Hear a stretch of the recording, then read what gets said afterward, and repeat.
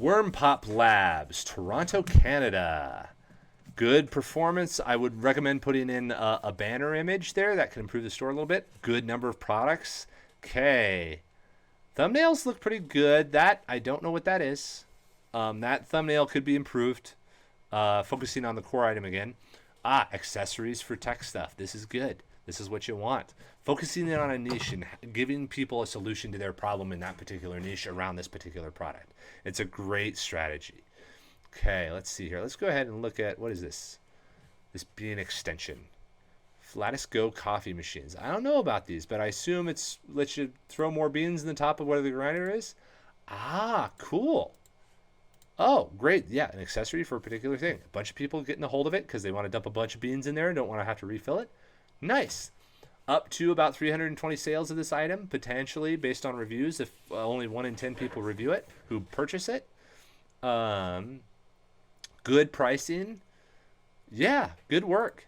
Yeah, simple colors. Oh, for an item like this with these really simple colors, since you're in Canada, I imagine that the cost of shipping is going to be like $15. Oh, it's only $10. But this could ship, well, this would ship for about $9 here inside the States or so too. But for international stores, they can benefit by using a print-on-demand partner like us here at Slant 3D so whenever an order comes through for the item inside the US, then we can print it and ship it to the customer. And that way you don't have international shipping delays. So the item can get there in a few days and the cost of printing it is low enough to where you're still making good margin.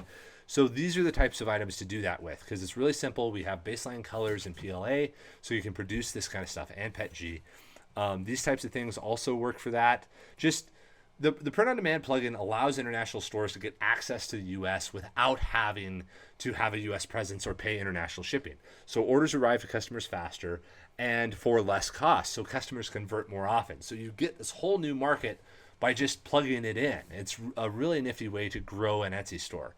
But yeah, I would say refine the thumbnails a little bit. Make sure that you have free shipping if possible, because that'll bump you up inside the rankings. And improve the photos a little bit to simplify them down of what they are.